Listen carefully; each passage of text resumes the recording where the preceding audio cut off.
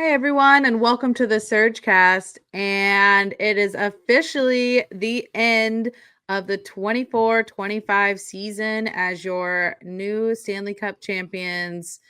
The back-to-back Florida Panthers have finished it off. How are you guys feeling about that?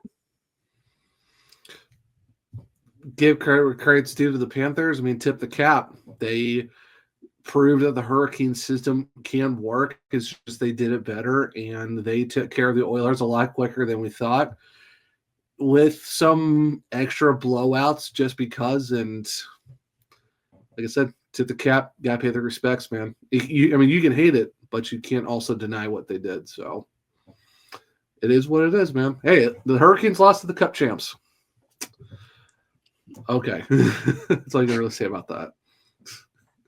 I got my Blizzard today, so I'm prepared for this podcast. I went to the same Dairy Queen that the Panthers went to.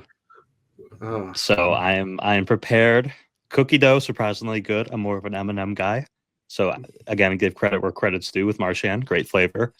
But the Panthers are a beast that need to be slayed. They're the team to beat. So hopefully Tulsky and co. can make something happen this offseason, which we'll get into what we think he's going to do soon. But talk about the Stanley Cup a little bit more. Panthers dominated. Yeah, the Panthers have kind of set a really good game plan that other teams should probably start to look into. Like Zach said, they've shown that the Canes system can work, but there's a couple of other factors that the Canes haven't quite figured out. I think we're right on the cusp of it, and the reason that the Panthers have gone just a couple steps further than us is because they figured out a couple of key things. A couple of key things would be they did kind of cash in on players. They used the picks that they got, and they cashed in on players that they know could really fit into the system. They went big with some of those. So I would say the Canes, we do have a lot of picks and capital there, so I think we really should cash in with those and follow the Panthers lead with that. Also, something a little bit, second point, sorry, there's actually three. Second point is they didn't stay stagnant. They were good throughout this whole season, but then, of course, at the trade deadline, they didn't really stay stagnant. They just were like, well, let's get a couple more pieces to make us even better. I think the Canes did that this trade deadline. And so I think, and we've shown that we're kind of wanting to go all in. So I think that's a good example as well, as to get a couple extra pieces, just to, not a big change up, of course, but a couple extra pieces to help you really push your way through the playoffs. And then the third is, and it may be a little bit controversial, but besides the Canes, the last couple teams standing in the playoffs were a little bit over that cap space. What?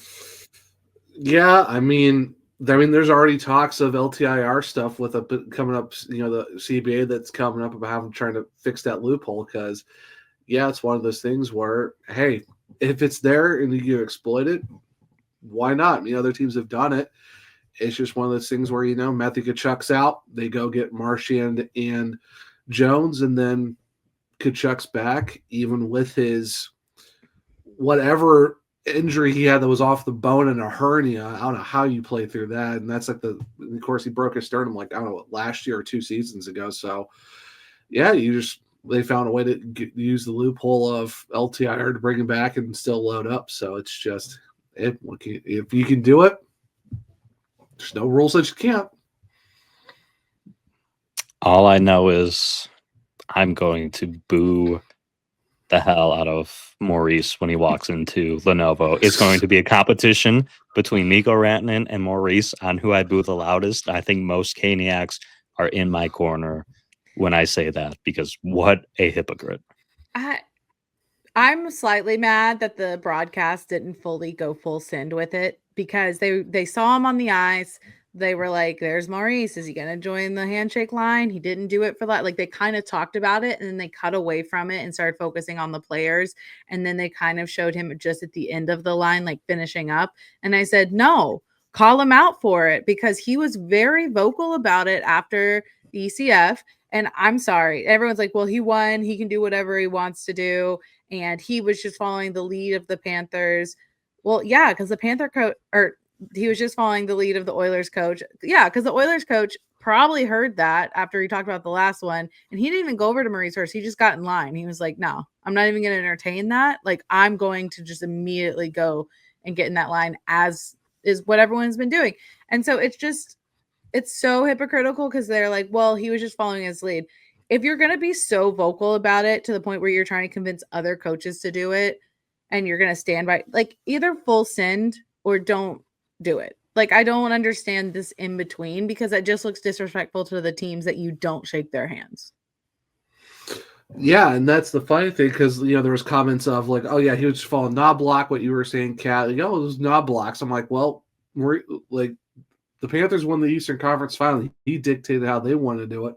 Why is he following the lead of the other coach? If the other coach is in line, then it is what it is. But yeah, you don't change the narrative just because it's the fact of, oh well. And someone said, oh well, what rounds 1 through 3 is different from the Cup final. I'm like, there's no difference. It's either you do it or you don't do it. You don't just pick and choose. He shook hands in round 1. He shook hands in round 1 and round 2. It basically, and the thing is, everyone was waiting for it. Like, there was even fans that were not even within the Hurricanes and the Panthers realm that were waiting to see if Maurice would do it. And that's the crazy part, is everyone was waiting for him to do it, because that was such a big thing. And then some people act like, oh, it's blown out of proportion. No, you were pretty vocal about that. A lot of stations, a lot of hockey accounts picked up on that. Sorry, you can't really walk something back or change that narrative. You just can't. Rod's going to be like the meme with the guy on the airplane where he's like, shake my hand, come next season. You know what I'm talking about. I know I got a laugh out of you. Yeah, I know what you're talking about.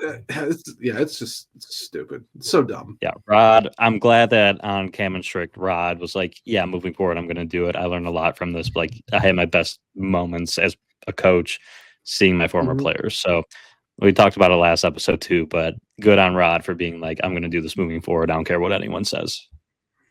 Yeah, if no one's checked out that Cam and Strick episode, it was really good. Over an hour of just amazing stuff. So, I mean, Rod is just great in general, but yeah, that was a fun episode. Rod was finally like, the season's done. I can talk. Let's go. So definitely say, go check that out. Another fun thing that has happened in, I guess now, the off season, every Caniac's favorite player to dislike has, surprise, been traded. Eric Tulsky finds himself on another team, except this time it's not in the Metro. Yeah, he's back in Nashville again. So he's going to a former team, and was for a player and I think it was like a 4th or a 5th rounder. So sorry, Billy, you're going to be dealing with Eric Tulsky for a little bit longer than we have to, but see ya, wouldn't want to be ya. Have fun back in the Central on the Nashville Predators. So have fun with that for Eric Tulsky. It's a bad hit for teams to get traded to, because at least, again, San Jose, kids are having fun looking up. Outside of like Chicago, Nashville has like a very bleak future in terms of how much money they spent versus the limited production they've gotten out of everyone. It couldn't happen to a nicer guy. I think it speaks volumes that he doesn't stay on teams. I mean, I guess New Jersey has been the longest team he's been with in a while, but it just kind of speaks volumes that you're an okay player, and I don't know if he contributes great locker room presence to the point where they're like, yeah, keep him around. So all I know is I won't have to explain to New Jersey Devil fans anymore why we don't like Tulsky. They won't hopefully throw it out of proportion and say we hate him for no reason. There's always been a reason that he started it first. But I could talk more and more about that. I just thought that was funny. The first thing to see for the off season that was like an actual like trade. But yeah, let's go ahead and talk a little bit about the Canes UFAs to re-sign. I know we touched on them a little bit before, but this will lead into stuff with the rest of the episode. So we've got a couple. And I guess we'll just go down the list and give our thoughts on them. Starting off, with I'll go last. I'll let Zach give his thoughts and then the paid intern. But Brent Burns. Someone has asked me about this too. Of do the Canes bring Burns back? If it's for the right amount of money to where they can go make other moves and it's not like a hindrance contract, and if he plays like maybe second or third pairing, I would be okay with him coming back. But the circumstances have to be right to make that work. So do I see him coming back? Possibly. But I also can see him probably leaving as well, and just, and the Hurricanes maybe go for another guy who they could put on the top pair. But if they want to bring Burns back and just kind of roll with the six that they have with him and Slavin and Nikishin and Walker, Chatfield, and Gostisbehere, then okay, fine. But it's got to be lesser minutes, and the contract's got to be a lot lower on the AAV. Yeah, so in this mock offseason, I do not have Brent Burns coming back. However, you think about how Rod Brind'Amour loves Brent Burns, loves this dude, one of his favorite players he's ever coached, ever been around. Add on top of the fact that Rod mentioned he wants some big-time defensive depth too, we got to get deeper on our blue line. I could see them bringing Burns back. Now, to your point, Zach, it's not only the money and the minutes, it's the games. Don't worry about the streak. The Iron Man streak needs to end if you bring Brent Burns back. You cannot keep him out there just to keep the streak alive, just to keep him out there, when at times he's been a hindrance to your team. So I am for it. Like you said, the right price, and he actually gets the rest he needs at his age. I fully agree. In my mock off season, I did have Burns coming back, just because of the talk with the UFAs, especially recently. There is a lot of love between this front office and Brent Burns and the coaching staff. He's a mentor to the younger players. He's such a team guy. Brind'Amour loves him. I think it just needs to be a little bit of this offseason, a reality check of how much of a role he has on the team. I do think he can come back for a depth player. They talk a lot about this season. He played more minutes. Okay. He played more minutes. He was actually coming off a surgery that nobody really knew about except for the team. And so you combine those two. And so, yeah, his season's going to go much more faster downhill than you expect. So I think it's not bad to bring him back. I think he's a little bit in the Stahl and Martinook side of things, where it's bring him back for a friendly deal because of the locker room presence, because of the mentorship, because he can play, but that's not his role anymore. The top line's not his role anymore. The Iron Man streak should not be a factor over the success of the team. So I see him coming back, but I definitely see him dropping down to that second or third pair, depending on who they get. Any defensively, I do think they said with Nikishin, of course, that's going to take a little bit of time. Okay, he's a great player. It's going to take a little bit of time to learn the system, learn the language. Morrow, again, maybe needs a little bit time down as well. So, but they've shown they can pop Walker up there with Slavin. If we don't get someone else to go up there with him, maybe just rearrange the lines a little bit. But I could see he has a place. I just think it's going to be, it needs to be different than what it was. Okay, so the next one, Juha Jaska is a UFA. Just to remember, these UFAs played at least one game for the Canes during the 2024-25 season and are UFAs this summer. So yeah, how are we feeling about Juha Jaska? Yeah, bring him back. Put him in Chicago if we need a guy in case of injuries. Great guy to bring up. You can make a deal that's 900,000. Maybe $1 million just for whatever. I mean, you can make it a two-way, not that big of a deal. Like I said, great depth piece for injuries. It could be that first call up possibly that we saw this season. Throw him in Chicago. He played great down there. Yeah, I mean, not a bad option for a forward depth for Jaska. Juha Jaska, favorite name on the podcast, but I did not dive that much into the weeds in our mock off season. I could definitely see Tulsky bringing him back, keeping him in Chicago. If you need to call him up, great. But like Zach said, spending a lot of time as a Chicago Wolf. Mm-hmm. Agreed. I think he's a really good depth piece. The guys did really love him when he came up. He gave that grit and that kind of hustle you need for like a fourth liner. Nothing too spectacular. Could be like another team could use that as well, but I think the Canes like to use those players as much as possible. So Chicago could be a good fit for him, of course. Well, 100%. And plus, umlauts per 60 is fantastic for him. With just every A has just got some extra, just the umlauts are on top because why not? Like per 60, Yaska is your guy just on that alone. Next is Tyson Jost. Thoughts? Well, it seems like Yaska, another guy you can sign, put him in Chicago. I mean, he did fine down there. Did fine for the couple games they brought him up for. It's as of right now, they're going to need bodies in Chicago outside of like their prospects. And if you can bring Jost back just like Yaska, and I think that'd be fine too. I don't see with the Canes very much unless it's injury and like break glass in case of emergency. We need a body up here type of thing. See, I am on board to bring Tyson Jost back. I know a lot of time is going to be spent in Chicago for him, but that fire that he brought, especially thinking about the Caps game toward the end of the season, he's on my mock offseason as a guy to sign and bring back, have him be your extra depth piece at forward to bring up when a body is needed. 100%. I agree with that. He's got a lot of fire to him. He was a fan favorite for a couple of the games he started to come up for. He got a good spot in there for a while and then injury prone. And then we added some couple other players. But I mean, I think over Yaska, I would call it Jost because of just the fire he brings. He does have a little bit more knack of the scoring. And he has good chemistry with some of the guys. So I would be down to see him again. Spencer Martin.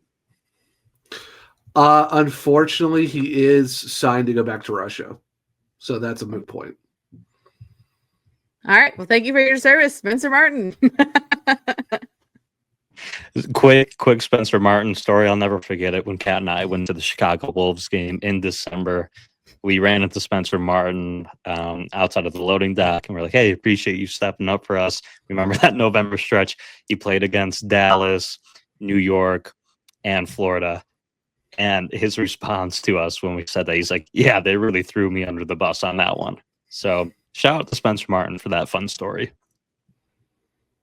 He didn't do too bad. It's just, you got to that Florida game, and we've seen Florida's a different beast. So I felt for him in that case. Yeah. Dmitry Orlov. I like Orly, but I just don't see where a contract works to keep him. I think he's gone. I thought he did well in his second season, did a lot better than his first, but I just feel like with where we're at now in terms of the defense and what that AAV could look like, that's just a tough ask to bring him back. Yeah, the only way I see him getting brought back is to be that pairing for Nikishin on like a 1-year deal, and hopefully like Tulsky will talk him into a lower number. But if there's teams out there that are willing to offer him a similar contract that he was just on, I don't see the Canes coming anywhere close to that number. I don't see a version of this Canes team where him and Burns are both back. Especially after the playoff performance, I don't see it. And also there has been a lot of like talk of there has been no talks between him and the Canes, and that he's pretty much going to test the free market. So he definitely seemed, again, I will keep saying it, at the beginning of the season, he was like really dialed in. It was great. I was thinking, all right, this is going to be a guy that's making a case to bring him back. But then towards the end of the season and into playoffs, it wasn't there. So I also think he is gone. It'd be really interesting to see who picks him up. Eric Robinson. I know we were split on this one before. I know my mock, I don't have him back, but if we could bring him back for a decent amount of money, because I know he's making like under $1 million, but if you give him $1.5 million and being a possible 13th, I think that'd be a good deal to have him on. I like Robinson. He had a career with the Canes. I know Rod really liked him. I know the guys liked him too. If there's a way to bring him back, if he's on the 4th line or a 13th forward at 1.5, wouldn't be a bad option, but I guess we'll see how that works out. But I'd be fine either way if they brought Robinson back or not. I do not have Eric Robinson coming back in my mock offseason, and part of it is due to, I think he played himself into a much larger contract than the Canes would give. I think it's going to, whether it's 2, 3, even 4 mil. Some team might pay him that for a year, 2 years. At times, especially early on in the season with Natchez, when he was clicking, he completely outperformed the contract that he was on with the Carolina Hurricanes. So I think some other team out there gives him a much larger number than the Canes would be willing to give. I know the Canes have a lot of money to spend. They'll probably look to spend it elsewhere, but I think Robbie just outplayed his contract. I agree. You really need to find someone to click with. He's a great player, great depth player. He showed he can move up and down the lineup. Unfortunately, when Natchez left, he didn't really find his chemistry with someone else quite as well, and his play did go down a little bit. I do think you're right. At one time, he did really outperform his contract. So he has expressed that he really likes being here with the Canes. So it might be just like if he likes the location, depending on what he thinks he can get somewhere else, or if it's worth whatever the Canes offer. Honestly, again, he disappeared a little bit in playoffs, but he's not a bad depth player. He does play very physical. He can do his size, plays physical. I just wish he was clicking again in playoffs, of course. But I think it's probably going to be a little 50-50 between him and the next player in Jack Roslovic. I don't have Roslovic coming back. He was hot starting in the season, back half. I think he had maybe 3 goals between January 1st through the rest of that. Playoffs, he did all right, but I just don't see where he fits in the lineup with where they're looking at for wingers. And it's just, even in the bottom 6 with Stankoven, with Carrier, Blake, all those guys, I just don't see Roslovic fitting in the wings, and he's not a center. Like, I'm sorry, he's okay there, but he's not someone the Hurricanes need right now in a center position with what they're dealing with right now. So he played great for us for a good part of the season, but I just don't see Rosie coming back. Same here. I do not have him coming back in my mock off season. Great dude. We met him out on the town one day. So worst case scenario, he did get a Rolex out of the season. So congrats to Jack Roslovic on that. If there's anything to take away. Yes. But at times, again, the streakiness where beginning of the year, the hottest player on the Canes, and then kind of disappeared almost for a little bit. Shoot first mentality. Yes, Canes need guys that think that way a little bit more. Shoot the damn puck, as we like to say.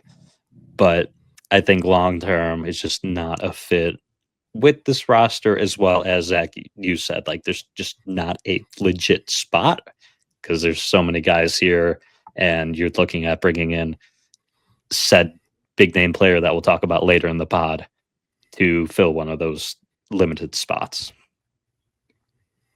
I think what's interesting with him, like you said, like he did really have a very strong start, which, to be fair to him, kind of surprised a lot of people. So he might have also somehow got himself into a bigger contract somewhere else if someone else wants to take his chance. I think the thing with Robinson and Roslovic is that, yes, the team fell off a little bit towards the end of the season, but they were ones that fell off. And when you're guys that are like, it's not a lot expected of you, but you were exceeding expectations, and then you went back down in the time that we really needed you, it's going to make it hard as a case to bring you back, especially when you get guys coming in like Stankoven and like Jankowski. Jankowski came in, and he's like one of those depth guys, but he had a lot more production there than those two did. So I think he's kind of filling in a spot that maybe one of them would have had. But agree. I think both of them, they're 50-50 for me. I think you might keep one of them. I don't think you keep both. The the next two, I'm going to group them together because I feel like we're going to have similar answers / we know where they're going to go. But Riley Stillman and Dustin Tokarski.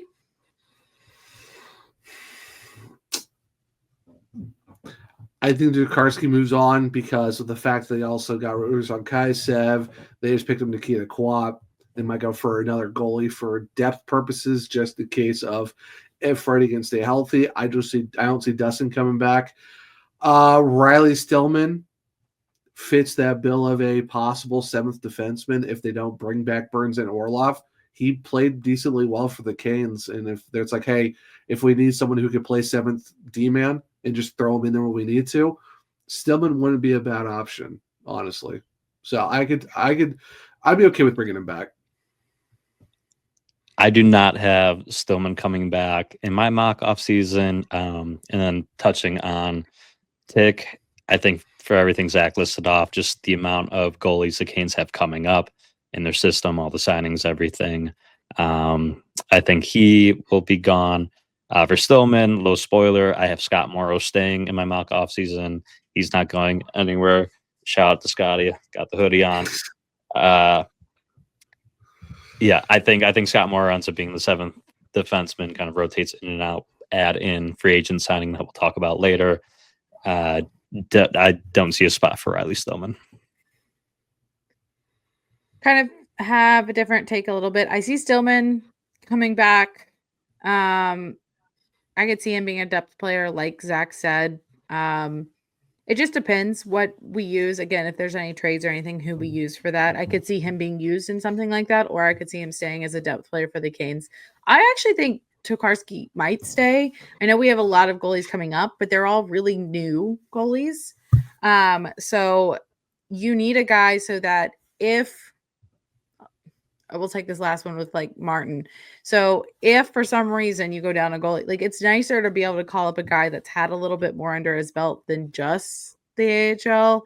So yes, we have some younger goalies down there, but you might want to keep someone. Again, we had some goalies down there, but we also then at a point had Martin and had Tick. So I could see him staying. So you have a veteran-ish presence down there. But yeah, I don't know. It's a 50-50 for me. Kat, are you implying that you're thinking about trading Scott Morrow this offseason? No, I didn't say that. But you don't have to trade people. Chicago is available for people, dude. Chicago is available. Well, I was going to say, if you're looking for a veteran presence who has played some NHL minutes, I mean, while the UFA market is kind of small in goaltending, you could still go and maybe get an Alex Lyon for a decent amount of money that could play with the Canes in Chicago. It doesn't have to be Tokarski. It doesn't have to be, but if you have him and you don't have an option on the other guys, I would take Tick. So it's gonna depend if you want to go with him or go for someone else. So yeah, you're right. It's a 50-50, but I would say I would like an Alex Lyon or a Tick down there, someone that's had a little bit more experience than the guys that we're just bringing up, because we've thrown people to the wolves as the third backup at a time, and I don't want to do that. Well, I'm sorry, the NHL Wolves, not the AHL Wolves. But yeah, we've really, sorry, bad choice of words there. But with this list, the last couple, they did not appear in a game for the Canes, but they are UFAs this season. Stop shaking your head at me, paid intern. You said UFAs. They're technically UFAs. I think we all have the same thought on them, but I want to tell everyone so they know. Joakim Ryan. Is it Jesper Sellgren? Jesper Sellgren. Yeah, okay. Jesper Sellgren, yeah. You always got to make sure with these names. They look similar, but if they're from a different country, they say them differently. And Swedish, yeah. Tarmo Runanen. You're fine.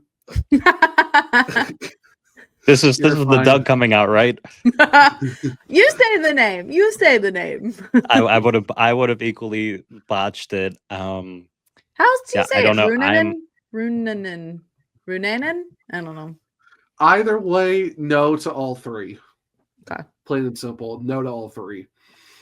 Yeah, I'd leave that to Tulsky to decide and his hockey ops team to make those decisions. Darren York and the amateur scouts and all those guys. Yeah, you you can figure that one out. That's beyond where we're at. So you tell us who you would sign of those three. No, I'm not saying who I would sign. I'm just saying I'm letting people know who the other UFAs are if they're interested. Well, There's people that know of our players down in the AHL. They want to know. Yeah, Canes prospects, all those, Matt Soma, Nick, those guys for sure definitely know that. Maybe Jesper Sellgren if we do keep one of them, but that's who knows. But I wasn't asking for takes. I was just letting people know. Oh no, I know. I'm just saying. I don't know. I don't know. My take is I don't know.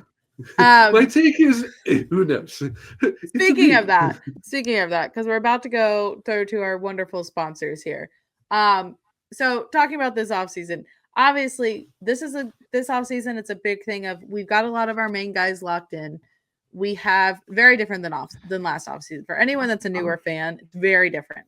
Last offseason was a little bit of a heartbreak because you had guys that had been around for quite a while, and then it was so up in the air what you were going to do with them, and we lost a lot of them, so it felt like the kind of ground was going out beneath the team. This one's very different where you've got a lot of guys locked in, especially key guys locked in for a very long time. You've got a lot of new guys, like young guys just starting. And with these were like one and done, some players. Some of them, obviously, they had longer contracts with, like, we had Orlov for a little bit. We had Burns. So those are some like players people can't be very attached to. But it's very different. We have a lot of money to play with. And this season we'll probably get a lot of these UFAs, like we said, aren't going to be here because we're going to go out and we're going to sign some other guys. We're going to trade. We've got, like, we're one of the teams that are very heavily favored, but we've also got a lot of money to play with. Some of that monopoly money is in our pockets, and we have a Brainiac as our GM that's going to go in and run all the numbers. But as we go to our sponsors and later on in the episode, these two are going to talk about free agents, trades, all of those things. If we're going to talk about in terms of like Canes management, these two kind of align more with Eric Tulsky, where they love to talk about what if we sign this guy? What's the money look like? What are the years and all of that? That's not my specialty. If anything, I relate more to our president, Doug Worf, where I'm a person of the people and I love the Canes and I'm a big fan, but you get into the nitty gritty and my eyes glaze over and I'm like, yes. So I am whatever you said, yes. I love talking hockey with people, but I am definitely less of the analytical side of things. So I'm going to pass along to my two wonderful co-hosts. So I will not be here when we come back from our sponsors, but love talking with you guys. And we'll have a quick word from our sponsors and then hear what these two nerds talk about in terms of the off season. All right. Welcome back, everyone. Thank you to our sponsors. And we're in the Mock Offseason episode. We just touched on what current Canes UFAs we might bring back in our Mock Offseason. We're going to get into free agent signings in a little bit. But first, Zach, we're going to talk about trades. Hot button topic. Everyone loves to be the Puckpedia GM, ourselves included. All the rumors are swirling about a multitude of players. The insiders don't even know what's going on, what's true, what isn't. They hear something from one team, an hour later, they hear the complete opposite thing from another team. So it's good to know that what we come up with here is about as accurate as some of the information that some insiders might hear too. So nothing should be off the table, if you ask me. Yeah, no, I mean, and that's the thing where it's like, hey, you can be like, hey, no one thought this guy was going to get traded, and he did. And then it's like, hey, no one thought this guy was going to get signed for this much money, and he did. It's just, you just never know. It's the NHL. Crazy things can happen. And like, who would have thought like 3 or 4 months ago that, hey, Jason Robertson might be available or Marco Rossi might not be in Minnesota. You just, no one thought that Mitch Marner wasn't going to be coming back to Toronto. Like, no one really knows those things. And of course, it's so what's the money? What's the trade? Who knows? And that's the crazy part about the offseason is that people will surprise you with some crazy trades. So it's just, you can't take anything for granted, or you can just assume things anymore when it comes to this league, essentially. Well, if you want to throw it back even further, about a year ago, who thought Mikko Rantanen would be on the chopping block from Colorado? No one saw that one coming. It was a complete shock when he got traded to the Canes. And that's one of the guys who you would have assumed was like an untouchable, which Elliot Freeman said there's about 15 untouchables currently in the NHL. And which now, after signing the deal, I would imagine Mikko's one of them. But 15 out of X amount of guys, that pretty much means almost the entire league is on the table. So Yeah. we'll see. Some of these trades might seem insane, but like we talked about before, you never know what will happen. No one outside of the GMs in their own rooms know what's going to happen. And even then, they might be surprised by conversations that are happening with other teams. But we'll start with our mock off-season trades. Zach, I'll start with you. Any big trades that you have on the table for the Carolina Hurricanes to make this offseason? Just one. I know I've written some articles for the Hockey Writers. I know people have probably seen it. To the Buffalo Sabres fans, I'm sorry. It was just that this is a starting point trade. You know, no one thought some guys are going to get moved. I've heard Tage Thompson's name mentioned in a few different spots. Nothing, there's not a lot of smoke with it, but it is what it is. So it's not that. So don't come for me. It's not about Tage, even though I would love to get him. But I do have one trade, Rich, and it is for Jason Robertson out of Dallas. And I know some people are going to be like, well, why would Dallas get rid of him? They can go trade other guys and stuff like that. Some contracts may be a little bit harder to move than Robertson. And, they want to keep Granlund, which some people think that's kind of crazy. Why would you keep Granlund and not Robertson? But Robertson's name has been brought up a lot recently, and there's a lot of smoke there. So for me, I do see the Carolina Hurricanes going for Jason Robertson. Bring him in as your first line left winger. He's going into the last year of his deal at $7.75 million, but I think it will definitely be worth it.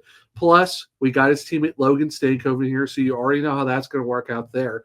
Here's my trade, though, Rich. And I know a lot of people might not be okay with this one, but if you want to get good, you got to give up good as well.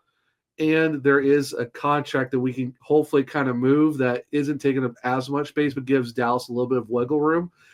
Jackson Blake, Scott Morrow, their 2026 first, 2028 first, and their 2016 third, plus KK going back for Jason Robertson. I know it's my guys. Some people say that might not be enough, but if you're talking giving up 3 of their draft picks back plus Blake, KK, and Morrow, it might work. But who knows if that there might be some other sweeteners and additions and other stuff moving around, but that's what I'd come up with that could possibly at least make some sense. I've mentioned in my videos that maybe Scott Morrow is a trade asset, but deep down in my heart, I want Jackson Blake to stay. I want Scott Morrow to say I think they're going to be dogs for a long time. But with that, I do. But with that said, you have to give up assets. I'd be shocked. The most surprising thing of that is sending KK back, because I don't know how much salary Dallas is going to want to eat in return. So compare Robertson's, was it 7.5 compared to KK's? Robertson is 7.75 to KK's 4.82. But here's the sweetener, Rich.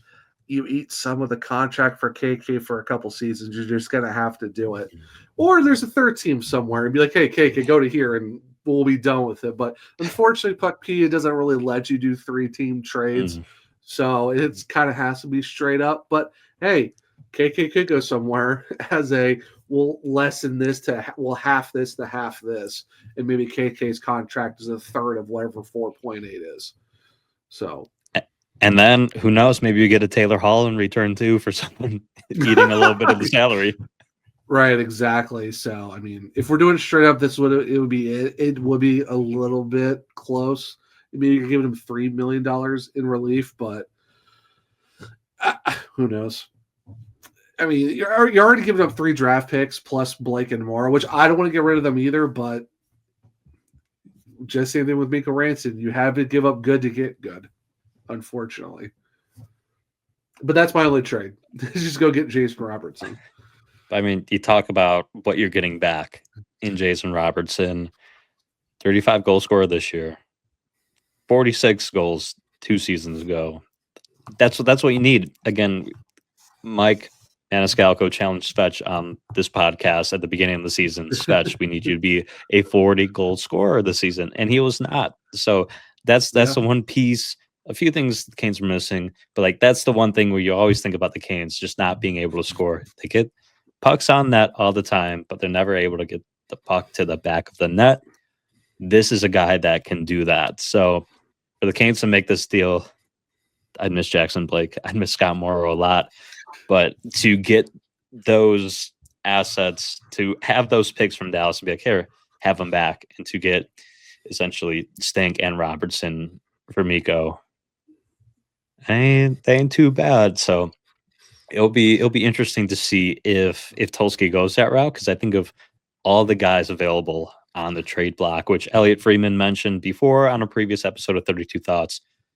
Dallas has cooled off those conversations a little bit because Dallas wanted to see what they could get for him. I still think he gets moved this offseason, so kind of highest bidder wins with Robertson. So we'll see if that would be enough to entice the Stars to move on from Jason Robertson. Here's the thing, too. Maybe if they don't throw KK in there and you throw in another young guy, it could be three, because you're going to get two guys who've already played in the league. You can get another high-end prospect, and you still send 3 picks back. You still could get a move done, and maybe KK's in another trade. I mean, who knows? Like I said, or you can send him for a part of a 3 team that still sends him to Dallas. It's just his contract half, but who knows?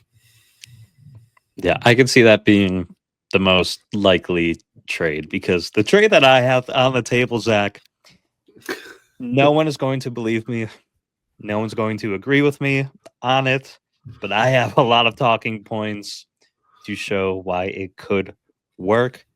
And that trade, Zach, hit me with it. Sidney Crosby to the Carolina Hurricanes, which hey, you know what? I would love to hear your argument on why Sidney Crosby would be a Carolina Hurricane. Let's start with Pittsburgh, which we'll get to the big roadblock. Obviously, the no movement clause is a big part of it. We'll get to that roadblock in a second. But let's start with the Penguins themselves. So the Canes have a lot of assets, a lot of picks to offer the Penguins in the future. Don't forget, Kyle Dubas is the general manager. He himself is an absolute wild card. The Canes have a report with him from the Jake Guentzel trade. Now, that was Don primarily managing it, but Eric Tulsky was definitely in that room at that time. So there's some rapport there between the two teams. I also don't see him, granted it's Sid's decision, I don't see him just letting Sid walk for nothing in 2 years. And I also don't see him having Sid pull them outside of the Gavin McKenna tankathon. Because right now the Penguins are picking 11th in the 25 draft. If they play well enough with Sidney Crosby kind of pulling them along to be not a bottom 3 team, but maybe a bottom 8 to 10 team, you lose out on your potential future superstar. So there's a lot of reasons for Dubas to want to move him. And per Pierre LeBrun, and honestly Elliot Freeman, on the last 32 Thoughts, they said that Pittsburgh is the only true seller in the entire NHL right now, because everyone else is trying to get better. So Pittsburgh. Also this too, Rich. Malkin is not coming back to Pittsburgh after next season. He's going to write out his contract and go to free agency. So, yeah, that's still crazy that the only seller is Pittsburgh, which is nuts. Which this might be more of a Sidney Crosby waiving his no trade clause point. But there are, if you include Sid, there's 5 forwards that will be on the Penguins come next season at the moment. So like that's a huge change of talent, possibly moving off that roster into next season. So you're going to have 1 year of Sidney Crosby just riding to the sunset, tanking. I don't see that happening. So this is why I think Sidney Crosby could waive his no trade clause to come to Carolina. First of all, he doesn't have his head coach anymore. Mike Sullivan's gone. a guy he's just spent 10 years with, won 2 championships with, is gone. So he might not have that same loyalty to the new head coach that they bring in. Secondly, there's some familiarity with Sidney Crosby and this Carolina Hurricanes team, starting off with Jordan Stahl, a guy he played with for 6 seasons, won the Stanley Cup with in 2009 as well. Have to talk about Seth Jarvis. He probably built a little bit rapport of him at Four Nations, was his locker mate. Whether that was a good thing or bad thing, we don't know, because we know Aho gets mad at Jarvis sometimes for being a bit messy. But he was at least around Seth Jarvis, too, to get to know him better. Mark Jankowski was his teammate for 1 season. So there's a few guys in that locker room that he already knows, already has a report with, especially having that report with your captain, I think is huge. And then finally, again, my big point, I don't see Sid just wanting to be a nobody, not competing, be a bottom-barreled team for the remainder of his career. He's probably as sick as everyone else with the state of Florida's dominance. And you talk about a way to overcome the Panthers' dominance and your only other team that's competition outside of the Canes being the Tampa Bay Lightning, Carolina Hurricanes. You can be a part of that path that changes history, that ends this stronghold that the Florida Panthers have on the East and have on the NHL. Why not go compete? Why not go knock them off?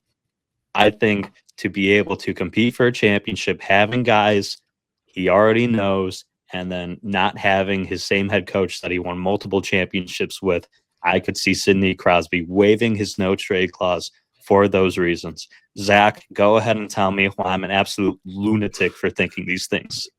Well, let me ask you first. What's the trade? What's the trade package for Sid? So I want the full scope. Give me all 360. Yes, I'm trying to remember off the top of my head. Don't have it in front of me. I want to say, so you're able to get KK. They get a center back, right? Not too much money. You're able to get Bradley Nadeau, goal scorer. Again, another future asset that maybe you pair with Gavin McKenna in the future if you're able to win the lottery.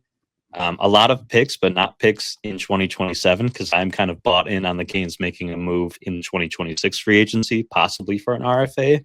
So we're going to go both 26 firsts, 28 firsts as well. So that's 3 firsts, KK, Nadeau. And again, I don't know exactly what Pittsburgh may ask for in return. I'm down to throw in a few other things as well. I just said I didn't want to do it, but if you need to throw in a Jackson Blake, maybe Scott Morrow, whatever the case is, keep them young. Right. Do it. Or Foose or whatever, yeah.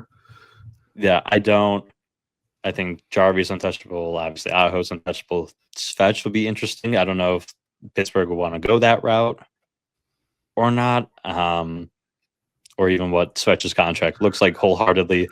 But yeah. I don't know if Pittsburgh would do it, but in terms of like being able to build your future with those picks, with those assets, I think Kyle Dubas is crazy enough to do it, because look what we got Jake Gensel for. A bag of peanuts. Michael Bunting, a guy who's not even playing in the NHL anymore. Vasily Ponomarev is going to. Vasily Ponomarev he's just signed a contract with the KHL for 3 years, and like a 3rd round pick. Like, I don't know if he'd ask for that much. If another team sends half their franchise back, I don't know if the Canes do that. But you have to think about it. And if it's a stall window, this quote unquote stall window that the Canes fans have come up with as well for the next 2 seasons. Now, again, is everything I listed enough? I don't know. Again, Zach, tell me if I'm crazy.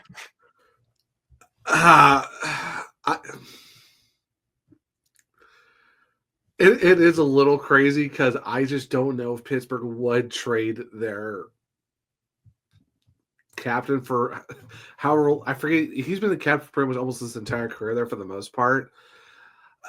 But like you said, Dubas is crazy enough to do something insane like that. But would Sid waive his no trade? That's the big kicker of, would he do it? Or is he that type of guy that's like, hey, I want to stay. Let's write the contract down, go from there. But then, but this Pittsburgh wanted him to stay there, like you said, to knock him out of potentially going to get a Gavin McKenna.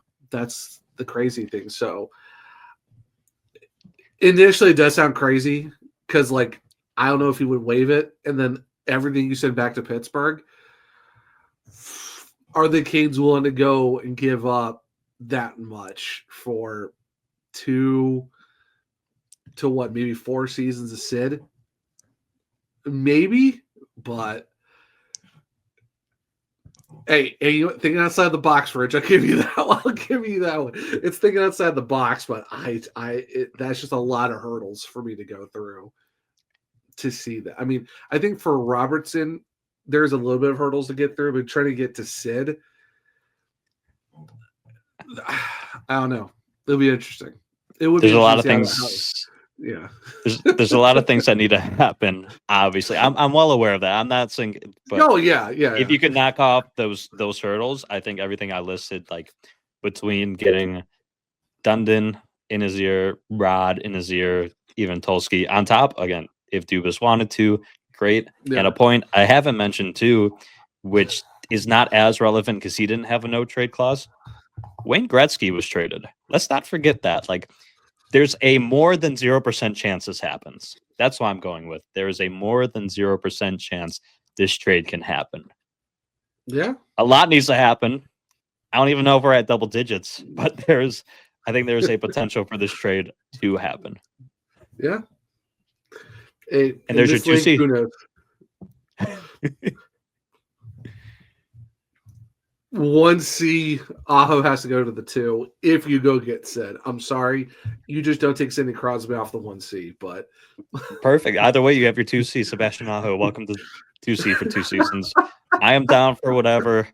Call me a meatball. Call me whatever you want. I'm going all in. I think there's too much, and whether it's Robertson, whether it's Crosby, something crazy, like I do think Tulsky is going to make some insane move that no one's even talking about necessarily. Oh, you mean like a Tage Thompson? Who knows? I don't think there's too many assets, too much cap room for him to not do something like that. And based on the Canes' history, got Mikko Rantanen, how long he was working that deal for, him being in the room for Jake Gensel, like he's been in the room to be like, I'm pulling the trigger to go get something. I don't know what it is, but I certainly think he makes a move now because who knows what the 2026 free agent class may look like. Everyone might re-up at some point, so it's not as valuable as people thought. So I could see him making a move with everything that he has. All right. Well, so do you have any other trades, or is this it for trades for the both of us? That was the big one. So we both had our trades. Moving on in our mock off season, we're going to our free agent signings. Zach, there's one free agent out there that I think Canes fans have been talking about for months now. Mm-hmm. And you may, in fact, have him on your mock off-season list. Who is your big fish signing for the Carolina Hurricanes in free agency? Well, I have mentioned him a lot on this, Rich, and I think you've even did a quote card of me saying about this guy. My big fish is Mitch Marner. There's been reports that the Hurricanes are going to try to go for him, and I think it was either Chris Johnson or Elliot Freeman or both that said that the Hurricanes could look at $14 million for 7 years. And some people are saying, oh, no, he doesn't want to go there. He might go to Vegas or LA. For me, it's like, honestly, and talk about he might want a clean break from the Eastern Conference or whatever. I'm like, hey, man, if you want to go to a city where you can just come be yourself and not get bombarded by the big lights of LA, Vegas, what you went through in Toronto, Carolina would be the best place for you. Because like you said, when we're talking about Sid, Marner was with Jarvis. Marner knows the Hurricanes because he's playing against them a lot. He knows what they can do. And being in this area, you can be yourself and you're not going to get bombarded by a bunch of fans. Fans will be like, hey, what's going on? And they'll leave you alone. They're not going to be hounding you all the time. And, I mean, you're going to get the money like you want, and you're going to be going to another contender who wins playoff rounds every single year. I mean, we just went to the Eastern Conference Final for the third time in 7 years. Why not come to Carolina? You know, this place is really good for raising families. Just had a kid recently. and you're going to get your back at $14 million for 7 years, and Rod Brind'Amour is your head coach, and you have all these younger guys who are really good, why not go get Mitch Marner? And if you want to talk about his offseason or his playoff stats, hey, 63 points in 70 games, just put up 13 points this last year. Yeah, does he score 30, 40 goals a year? No. But you cannot deny this, Rich. 95-plus points, at least in the last 3 of the last 4 seasons. He just hit 100 this past year. Why would you say no to those type of numbers in the regular season where it's been – I came to the last time a Hurricanes player hit 90 points, and you add Marner to that? Sign me up for 7 years of $14 million for Mitch. That's my big fish. I know we have other guys to talk about, but that's my dude to go get for your first right wing.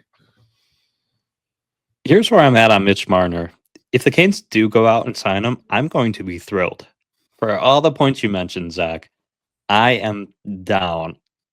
The money will be interesting, but with the way the cap might skyrocket, it might look like more of it's 104 the next offseason. So it's going up another $9 million. So who knows? It might look like a fairly decent deal, all things considered, compared to what the 2026 class may get for some of their deals. It may work out. I would not be upset about it.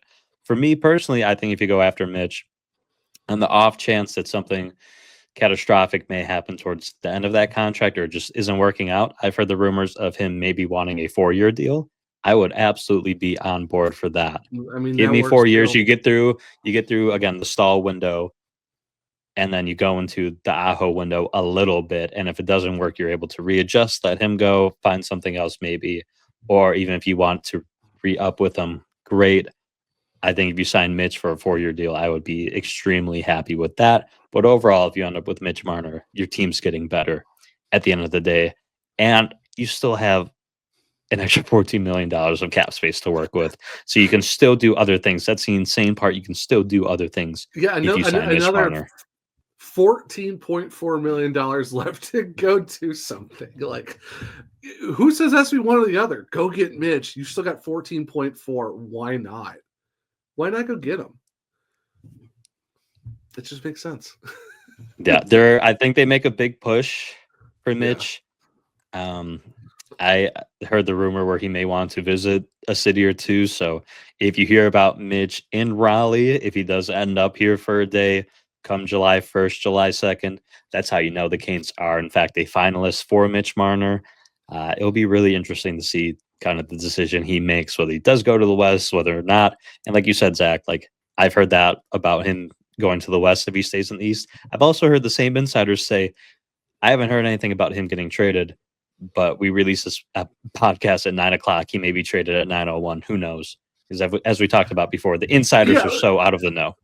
Well, yeah, I mean, no one, like, we all heard that crazy 3-team trade between him, Vegas, and Carolina, where somehow we get Eichel and Marner's going to be in Vegas. Like, who really knows? So that's kind of the crazy thing. So are we going big fish, and then we're going to the other guys, or are we just going straight down our mock list? How do you want to do this, Rich? I think we'll go big fish for big fish. Sid obviously is my biggest fish.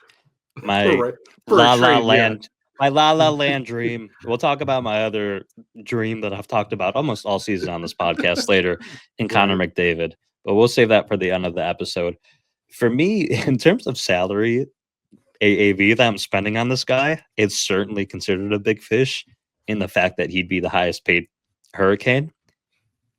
And you're not going to like this one, Zach. I'm going Brad Marchand, 2-year, $20 million total deal, $10 million AAV for 2 seasons. Get through the stall window. I'm not putting him at 2C, wherever he wants. We'll figure that out. We've got Sid/Aho. For me, Marchand, he shows up in the playoffs. I mean, for him to almost be Conn Smythe was insane. He can do everything for your team, score goals, kill penalties, you name it. Like, that's a guy Rod would love to have. He's also that asshole that this team is missing. Like, they just don't have that guy that gets under people's skin anymore. He can be that guy for you. So I think for those reasons, he'd be a good fit for only 2 years. Again, you have the cap space to where 10 million is not going to kill you for just having him for 2 years. To me, I can see it happening. I don't know where Florida's going to end up with re-signing everyone. I know that they said Sam Bennett is their number one priority, so we'll see where other guys end up if they sign or not. But go be the highest bidder for Brad Marchand. Why not? For this window that you have, if you can tell the common theme, I'm going after veterans that know how to win and know how to perform really when it matters. The thing is, Rich, I'm not really mad at it. I don't mind Brad Marchand. Is he a rat? Is he a pest? Yeah, but I'm not going to sit here and be like, well, I don't want him on my team. You're going to love him if he's on your team. You're going to hate him if he's not. That's just how it is. And I'm sorry, all the videos we've seen, especially before Game 6, we get that voicemail from his kids, and it's just like, all right, come on. And it's like, he's like, giving someone free tickets because a neighbor closed his garage door for him. It's like, didn't you make me liking this guy? So honestly, Rich, for 2 years at $10 million, sure. Hey, go get him and Marner. You got the money to do it. Go get both of them for all I care. Like, okay, I'm not really upset about it. If you get Marchand for 2 years at $10 million, sure. Why it not? Is funny that you could get both guys. It is insane to think that you could get both guys for the numbers that we both mentioned. And you can still sprinkle in someone else for like $3-4 million. Yeah, you still have $4.4 million left over. You still can get Marchand and Marner. Good grief. That's wild. For what it's worth, shout out Bill Zito. He deserves everything he's getting. Unbelievable. Like, what a move to go make that happen. To get Marchand. And well, think about it too. Like, he had to go. He gave a Huberdeau and Uyghur to go get Mac and Chuck, and then go get everyone else. And you pick up Forsling off of waivers, which former Hurricane at the time, but. And you go get Seth Jones, you go get Marchand, you get Kachuk a couple seasons back, you get all these other guys, you draft these other guys. Played the long game and it worked out perfectly for him. Trades and in drafts. Hopefully we're talking about Tulsky in the same way in a season or two with all the moves. Hopefully he makes this offseason. But I do have a get excited for this year pitch, but I'll save it for the next episode. So there's a little teaser for you guys. I do have some very good vibes I'm really putting out there in a couple weeks. So stick around for that. We love to hear that. So we went through the big fish onto our smaller fish. Who you got as another free agent signing in your 2025 Carolina Hurricanes mock offseason? Right. So like I said, we go trade for Robertson. We go sign Mitch. We go get our 2C, Rich, and I know we kind of talk about, do we go for a younger guy? Unfortunately, there's not a lot of this left over, so I'm going veteran here. And the thing is, we're not going to get one Dallas star. We're going to pick up a second Dallas star. Matt Duchene for 2 years at $6.5 million. There's your 2C. He's played with Stank. Obviously, he's played with Robo. You get those three. You get 3 stars on your team. And those guys, you put them on your second line center, you put them on your second power play unit, you put Jason Robertson first line, first power play unit. There you go. You got 2 bona fide stars who just made the Western Conference final in 2 different power play spots, and you got your first left winger, second 2C. Bring me Matt Duchene for 6.5 for 2 seasons. And guess what? 82 points in 82 games this past year. Why would you say no to that? Playoff numbers are playoff numbers. The whole team kind of went sour, so it's not on Duchene, but why not? Go get him as your 2C. I'll be honest, he's the guy that I haven't paid the most attention to when it comes to the off season. But like you said, and Kat mentioned it when she was looking through her potential center options as well. Like, there's not a lot out there for your 2C. So if you're able to fill that hole that you have with a guy that's been around the block, has done it 2 years too, Rich. Like, it's in that window that we're talking about. Yeah. So yeah, you're not. You could go get another center in a couple of years. It's a short-term option. Yeah, it helps you now, and assuming that you stay healthy and there's no issues, like plug and play guy, like can make it happen, improves, which in your scenario, which I haven't looked at your Puckpedia page, does that mean like what Svetch is down there on that second line as well, or Yeah, or no? Because you have Mitch. I forgot Mitch. That's crazy. Yeah. So think yeah, about. so you got Jarvie and Svetch. Yeah, so here's my so we're gonna talk about defense in a little bit after we talk about matchup. Here's my forward group: Robertson, Aho, Marner, first line. Think about that. Svetch, Duchesne, Jarvis as your top six. The Jordans with Stank, Taylor Hall, Mark Jankowski, William Carey as your fourth line. Think about that forward court. Well, you think about the depth that Florida has and how compared to what the Oilers had, they're not deep enough. They just have the superstars versus the depth that Florida had. You're putting together a team that has that same exact depth throughout the entire forward group. No matter the line, you got guys out there that can get it done. And here's the thing.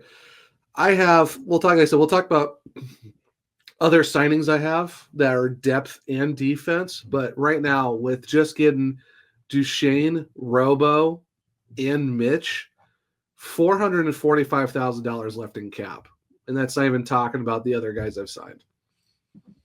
And that's your forward core at $440,000. To run that team for 2 seasons, because Stank talked about it a little bit. He's like, yeah, it'd be a dream to sign a long-term deal, and everything has fit so well with Carolina. And then you don't got to worry about that. Extend Robertson too. It's very much a lineup that you're throwing out there for likely 2 seasons. 100%. And that's just your forwards. That's impressive. I am out of forwards, so I'm going to shift it to defense for my next signing. I'm going Aaron Ekblad, which people off the top might say, oh, well, injuries, unreliable. That's why Scott Morrow's my 7th defenseman. Guy that if Ekblad went down with an injury, you got Scotty to fill up and play some good games, good minutes for you before Ekblad comes back, just based on the injury history. But you get a guy that can be a top pairing with Jacob Slavin. 2-way player, can provide offense. He's not a liability for Slavin because we had too much of that with Burns this past season. And then you get another guy that can get under your skin. You got, if Aho goes down and is pinned by Kachuk, you're going to have guys finally come over this time and say, nah, we're not doing that. So you're getting 2 guys in my mock offseason that are going to stand up for your players, be there for you when you need it the most, and productive guys as well that are filling, especially Ekblad, that, top pairing with Jacob Slavin. He makes the most sense. And even out of my La La Land scenario with Sid and everything, for me, if he's able to get away from Florida, I think he has to be your top priority. Because what happens with Scott Morrow, I don't know. I believe in him. I think he might need another year. But if you're able to get Ekblad out there and not have to worry about your blue lines, which Rod said he wants to get deeper there, I think that's a great way for you to really solve that issue that you may have. So how much would the contract be, though, for Ekblad? So this one, I think I went 7 years, $8 million, because based on what I'm hearing from the insiders, which, again, we talked about, might not even be accurate, he's looking for a similar contract with what he's getting from Florida currently, which off the top of my head, I can't remember, so give me a moment. He was making 7.5. There's rumors that Florida's looking at like 6 to 7, not anything more than he was making this year. I'm fine if you give him 8, pay him a little bit more. Again, for everything I listed out, I think you get a guy that just pairs so well with Jacob Slavin. So if you pay that money, which is similar, unfortunately for the Canes, outside of trades, there's not a lot of options in free agency for you to fill those true holes that you have. Yeah. So you got to pay a little extra. This is the year that you can do it because you have the cap space to ball out a little bit, where in the past the Canes have been a little bit tighter with their spending. Yeah, no, it makes sense. I mean, it could work. Yeah, I mean, if you can make the money fit into that, and yeah, I could see it working out like that too. It's just, other forward needs and stuff like that. So, and if it works, it works. So, I don't know. It will be interesting to see if Ekblad would move over, but wouldn't really be a bad option, all things considered. I'm worried he won't get away from Florida because obviously they're making Bennett the priority, and if they're able to then sign him as well, that'll be a bit disappointing. But yeah. So for my defense, I've talked about going and get, Vladislav Gavrikov. I would still love to get him, but if we're going for Robertson and Marner and Duchesne, unfortunately, Gavrikov will just not fit the cap space because I think he's looking at around like 7.5 to 7.7. So I did kind of a pivot here. Dante Fabra, who just played for the Blue Jackets, I think he'd be a good addition, good defensive defenseman. He's only 26 years old, crazy enough, and he's a right-hand shot, right-side defenseman. Give him 4 years because he's projected at 4 years, 4.5-ish, 4.6. Give him a 4 by 4.5 for the next 4 seasons. That's within the window of Jalen Chatfield and Shane Gostisbehere of 2 years each. He finishes the same exact time as Sean Walker in 4 years. Like I said, he'll only be 30 by the end of this contract. So that's not really bad at all if you think about that, because then you can kind of figure out what you want to do past that. So if you're not able to go get Gavrikov, and maybe you're just not in for Ekblad, depending on money and stuff like that, especially if you go and worry about your 2C and your wingers, Fabra wouldn't be a bad option. And I do have a seventh defenseman. You do bring back Riley Stillman for about $900,000 your seventh. Because obviously, like I said, Scott Moore was an unfortunate part of a trade that might be for Jason Robertson, but Stillman would be a good option as well. I do have one extra forward, Jets for depth, kind of play center and wing. It is Adam Gaudette. Not a lot of money, like 1.1, 1.2, and that kind of rounds out all of my free agent signings, essentially. But in February, bringing Stillman back as a seventh defenseman, not too bad, all things considered. Like I said, and you can, get your defenseman that you kind of need. Then it's probably Slavin Chatfield or probably like Slavin Walker, Nikishin Chatfield, and Ghost Fabro as your sixth defenseman. And like I said, you pick up all those forwards that we talked about earlier. I think it might be a team that could, potentially make some noise if it works out like that. But like I said, I would love to get Gavrikov too, but what are your really big needs at? Scoring, essentially. First of all, Dante Fabro, low-key looks like the dad from Inside Out. He does. He does. He actually does. Yeah, it makes sense because talk about how explosive this Canes team would be with all the additions that you're adding in Zach, and then you still have your blue line in solid shape going forward. You have that depth there. Again, God forbid the Canes only have $28 million cap space, so can't sign everyone, unfortunately. But it's for everything listed. If the Canes offseason were to work out that way, I'd have a lot of optimism going into next offseason. Like I said, if it worked out like that to where you trade for Robertson, you sign Marner, you sign Duchesne, you get Fabro, you get Gaudette and Stillman as your depth. Do you go and figure out your third goalie? Sure. You can still make it work. You can still go sign him and put him in the AHL. Then his money doesn't really hit the cap. Even if it's 1.1 or 1.2 or 900,000, you can still get your third goalie. And it still wouldn't hit your cap space because you can put him right in Chicago. So Yeah. if that's how it worked out for the Hurricanes, I would call that a very successful offseason, especially just by your forward core additions alone with those three. I would certainly agree. I have two more names to add to you for my Okay. mock offseason, Zach. Speaking of goaltenders, I do have Alex Line coming back to the Canes.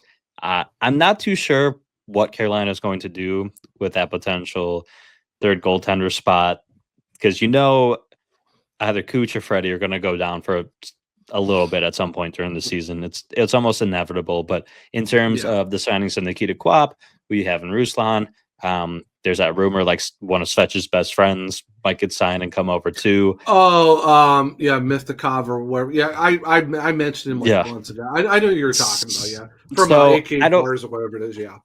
Yeah. So I don't know what the Canes' plans are for that third spot. But let's say they want to put a couple guys in Chicago, maybe even Greensboro a little bit for this first season. I think Alex Line would make sense if you sign him on cheap, like 1 year deal.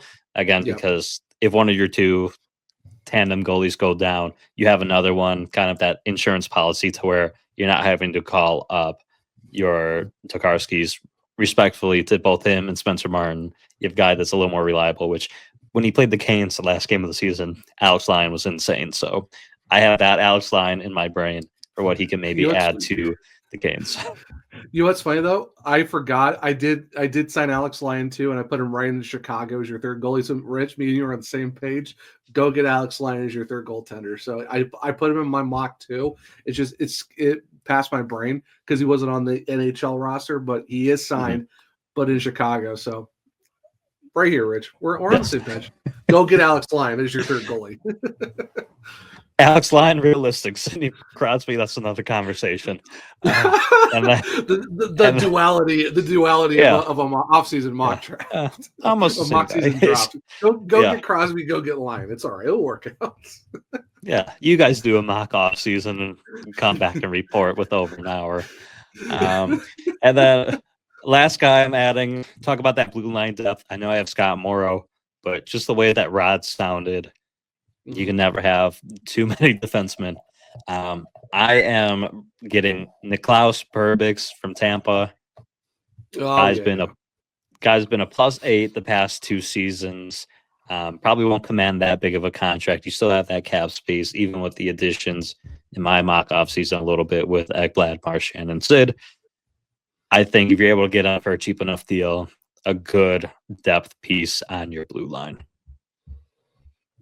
No, I mean, it makes sense if you need to get some bodies, and if there's guys who are definitely some pluses, it's a good thing to have. Another guy I kind of looked at too, go look at Nate Schmidt. He just won a cup with the Panthers. He was a +4, ended up 16 and a half minutes. I think it was 71 blocks, 82 hits this past season. Another potential guy on the depth that you're going to go for. So yeah, you're a guy from Tampa, not a bad option either. Maybe Nate Schmidt. Who knows? But it works out. We will see come July 1st who Eric Tulsky is able to get to come to Raleigh. Watch it be something completely off the board that neither one of us thought of, even though we got let's go for this guy, this guy, this guy, and this guy. And Tulsky's crumbles it up, throws it in the wastebasket. This is who I'm going after. And it's oh, well, shows what we know.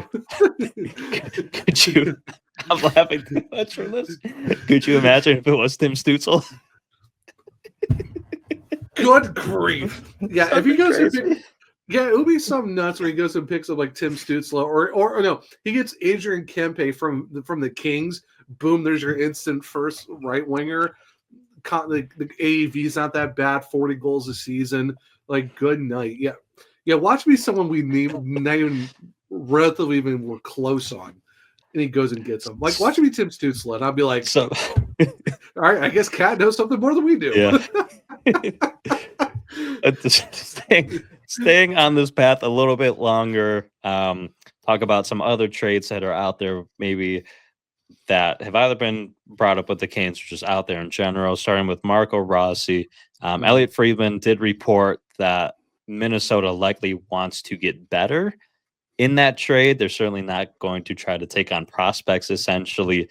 Zach, from your perspective, do you see the Canes possibly pursuing that And even if it's an offer sheet, if he makes it to free agency, I know the Canes are a little bit stumped with the cap or with the picks that they have coming up in the 2026 draft. Do you see that being a possibility? Could you see them trading away equal talent for a Marco Rossi? We'll mention the offer sheet first. I've talked about it. It'd be great. Unfortunately, the only thing is the only picks they could give up for Marco Rossi, because we're talking about next year's, not this year's, they only have a second rounder, unless they go to Utah and ask them for their third back to get a first and a third. As of right now, it stands as a second rounder, and I forget, it goes with like 4.3 something million dollars. It goes down to like the cents. Or it's the 11.7, and then here's the bad part. It's 4 first rounders, which is absolutely bonkers. That's not happening. He's not 11.7. So yeah, yeah, but different conversation for another time.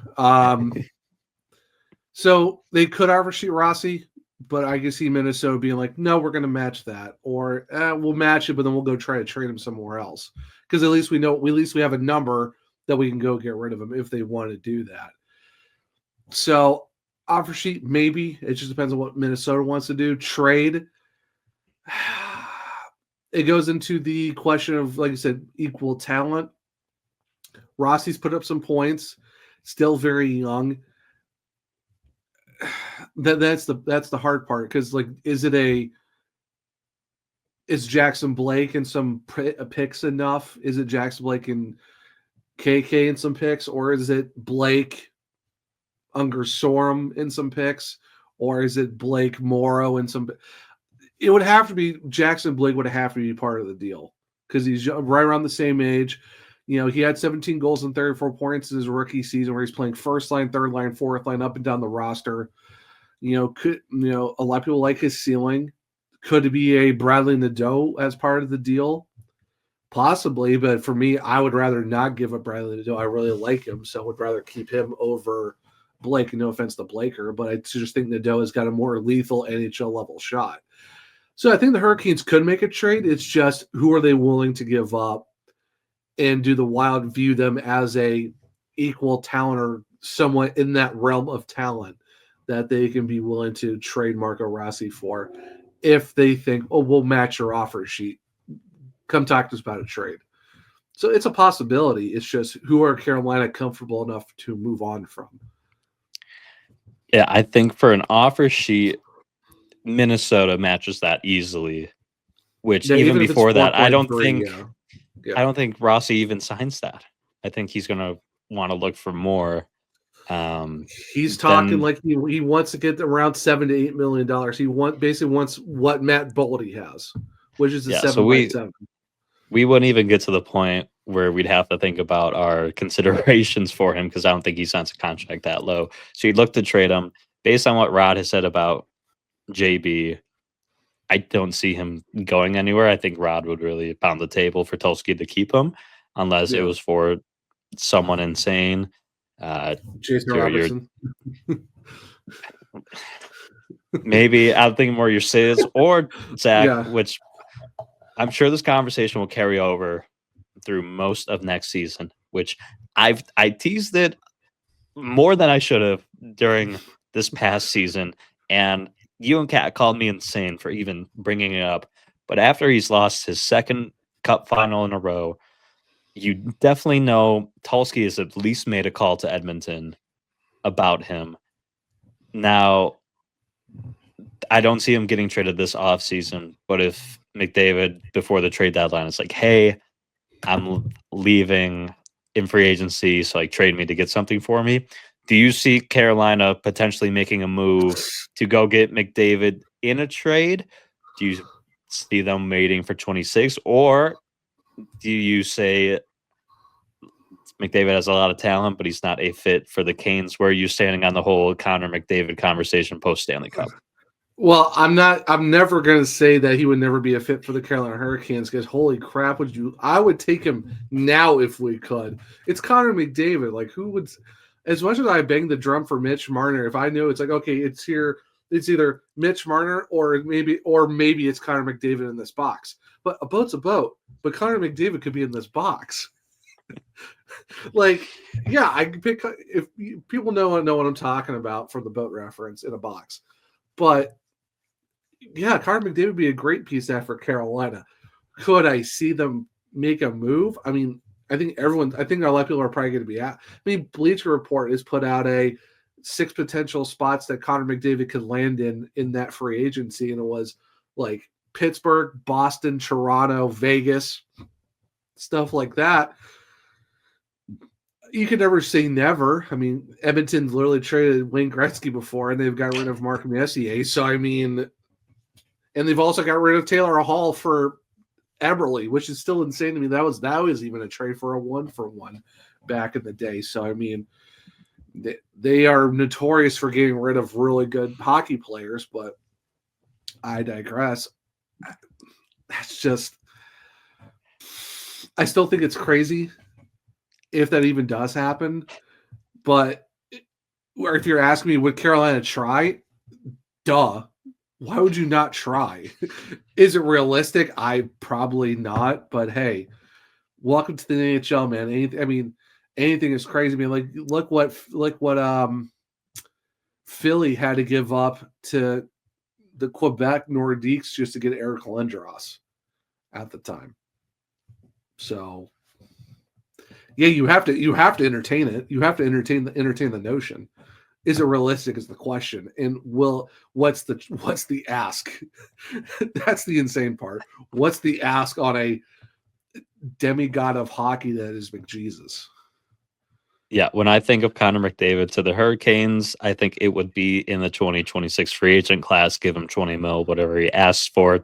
I don't see him trading for McDavid because it's gotta be as Don Waddell once told me, I joked and I said, hey, what would it take for you to trade for Connor Bedard? This is back when Don was still the president, GM, all the roles that he had with the Hurricanes. Don looks me dead in my eyes and he goes, well, that would start with Aho, that would start with Jarvie, that would start with Svetch, at least the starting point. So I would imagine Connor McDavid would cost even more than that. I don't see Eric Tulsky ripping apart your current first line just to get Connor McDavid. And again, it's that whole but it's McDavid.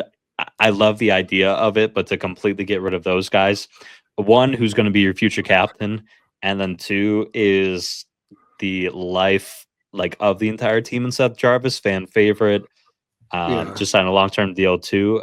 I don't see that happening. Who knows what else Edmonton may ask as well. I think it's like Slavo, and there has to be like Slavin, Aho, Jarvis, Svechnikov. Yeah, it's going to be pretty much almost all of our good players. Yeah, Rich, I see it's going to be a free agent pickup if it's anything else.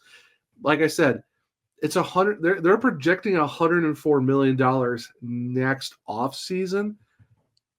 Potentially, it could go up more than that.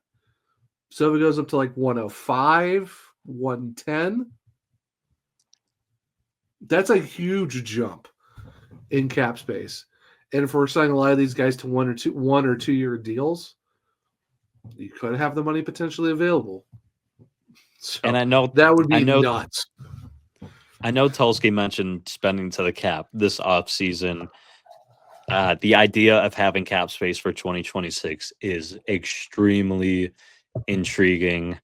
Now, do McDavid, Eichel, Connor, all of them make it? Probably not. Your RFAs, Zegras, Bedard, Perfetti, Fantilli, to name a few. That's extremely exciting. So you got to keep your 2027 draft picks. Do not move any of them because I am looking to offer sheet at least one of those guys likely. There's a lot. Probably Perfetti be a great one to get. I'll tell you this, Rich. Projected cap for the Hurricanes next year for the 26 offseason, $44 million. I'm just going to leave it at that.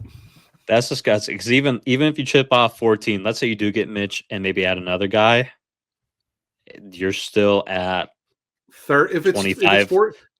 it's 14 for Mitch, you're looking at $30 million if you add Mitch and add no one else. Yeah, even add another guy, you're maybe at 20 mil still.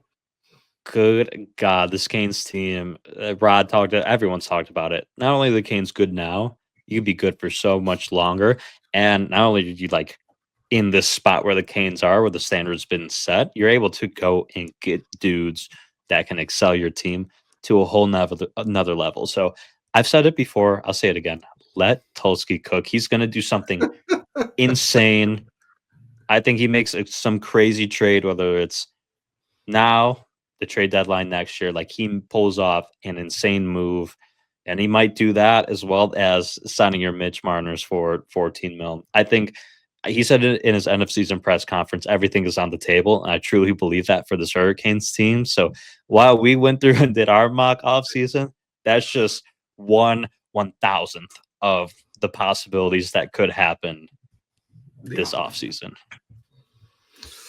Yeah, it's going to be very interesting, and it's going to be one of those things where this is the fun part of the year where you try to figure out, all right, what do you think the Hurricanes could do? And they could do something completely different because it's Eric Tulsky, the smartest guy in any room that you can talk that he would probably enter, and the guys who get paid to do what they do, and we are just two guys on a podcast, potentially guessing, and we could be completely off. So, yeah, like you said, let these guys do their thing, and we'll see come July 1, here in about 2 weeks, maybe less, of what we could be looking at for a crazy day one of free agency.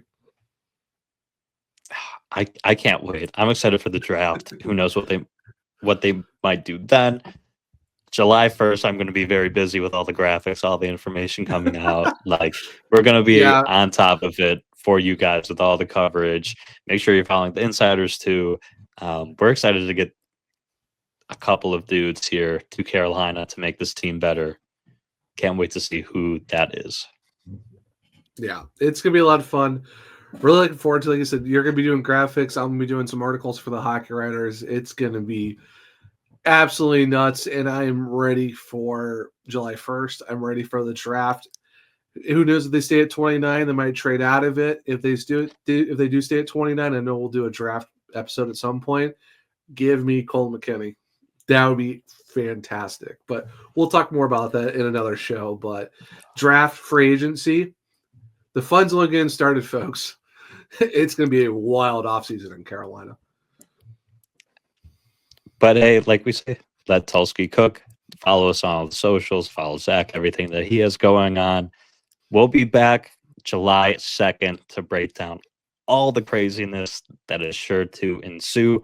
But in the meantime, that is all for this episode of the SurgeCast. Thank you all so much for listening.